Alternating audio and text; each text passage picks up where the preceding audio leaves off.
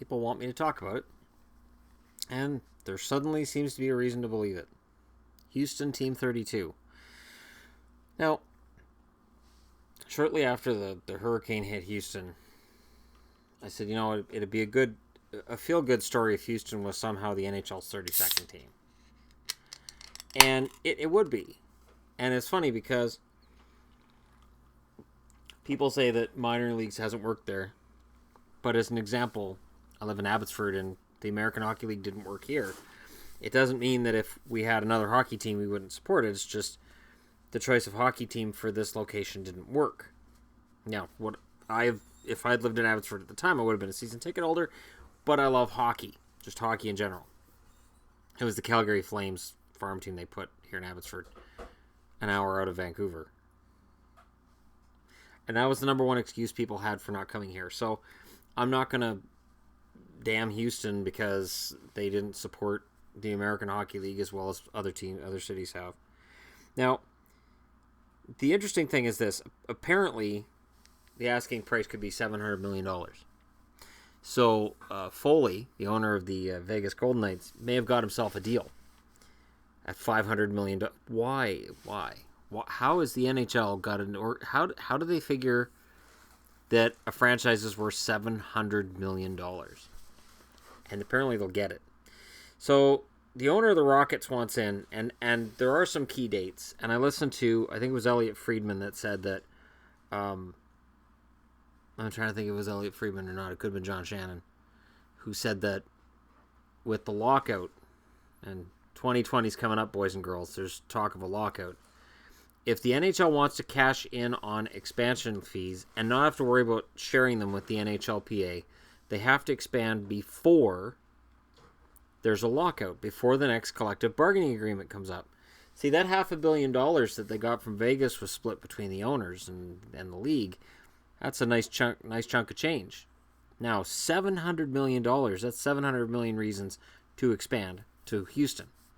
So then the question becomes, what happens to Seattle? Seattle's dead in the water if Houston goes through. What happens to Quebec?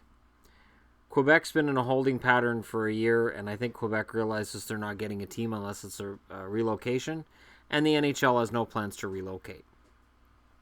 Which leaves Houston.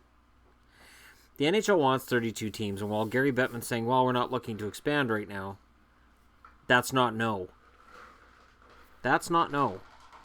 See, before Vegas was awarded a team, Bettman regularly said, we are not expanding. There's no plans for expansion. To say right now, to have that qualifier, yeah, they're expanding. They want 32 teams.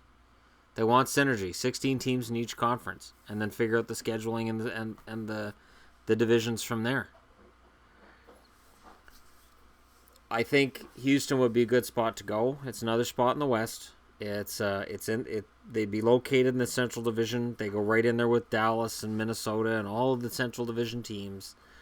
And I really think Houston would support the team. I have no doubt in my mind that a franchise in Houston would work.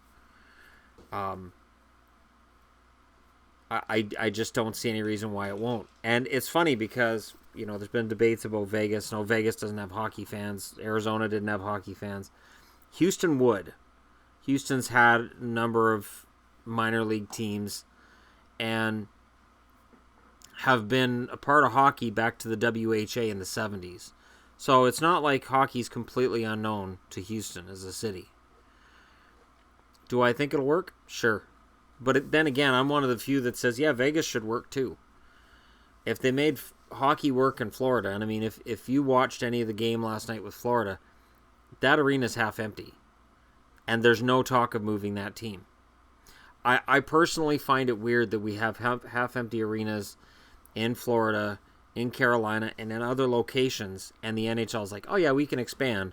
While that was part of the reason we were told that they weren't expanding, 10 years ago? No, we got to stabilize everything. Look at all these issues we've got. We have to stabilize everything. Now it's like, oh, you've got $700 million? Yeah, we're stable. Oh, we're stable. Oh, yeah, no, the league is really stable. We're really stable. Can you hand it over? $700 million? There's a lot of greed here.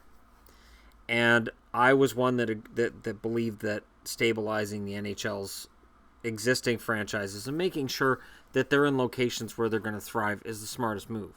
Like, for instance, the New York Islanders apparently are planning on building an arena in the Belmont Park area, and they're not looking anywhere else. They're not looking at anything else.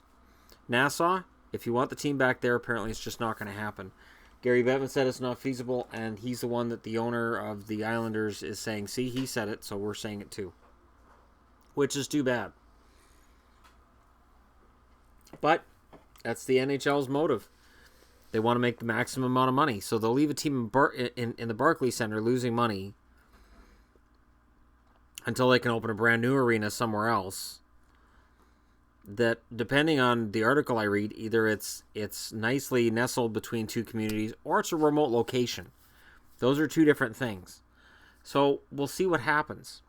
But Houston, I think, is the 32nd team. And I think it'll happen sooner rather than later because they want those fees and they don't want to share them with the players. If you go to a lockout right now, the players are going to say, hey, they're going to charge X amount of dollars. We should get half of that. We drive league revenues. We're the ones the fans pay to see. We should get half of that money. And there's no way the NHL is going to share it. It's just not going to happen. Let's say it's half, $350 million. That's what? Almost $1 million per player? Yeah, you better believe that they would want to share that. Or at least have it go into a fund for their retirement, or go into, some kind of an alumni fund. Look at the guys who are suing over, needing help with their bills due to concussion issues after they've retired, and the NHL saying, pee off, we don't want anything to do with it. It's not our problem. So, I mean, if that money was used to help them, well, the NHL wouldn't have that. They want that money for themselves. So look for Houston to get a team. Let's see.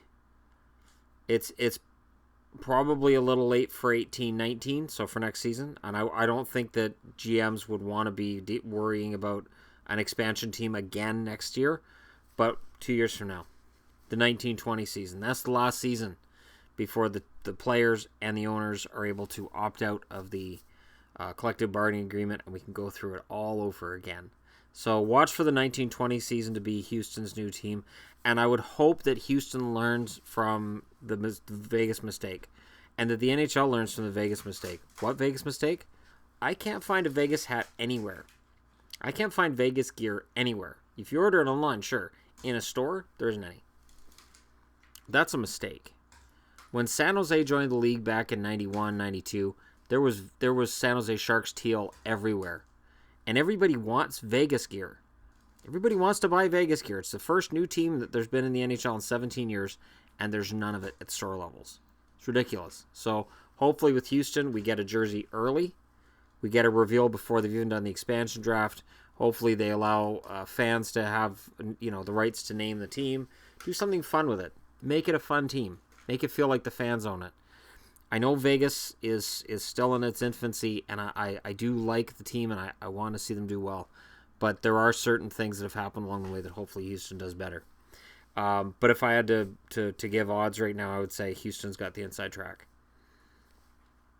Arena, done. Owner, done. Wants the team, has the money. That's what they want. Seattle might get an arena, has an owner that they'd kind of like to have. But I think Seattle would then get a relocation. And then it's a matter of who and where and when. And yes, if you're an Arizona fan, that could be a reason to be nervous. There's never been any danger of the Coyotes moving to Quebec or the Coyotes moving to any other Canadian location. But if Seattle's ready and they got an arena, the NHL might look at Arizona and say, that team can move there. Is that fair? No, not really.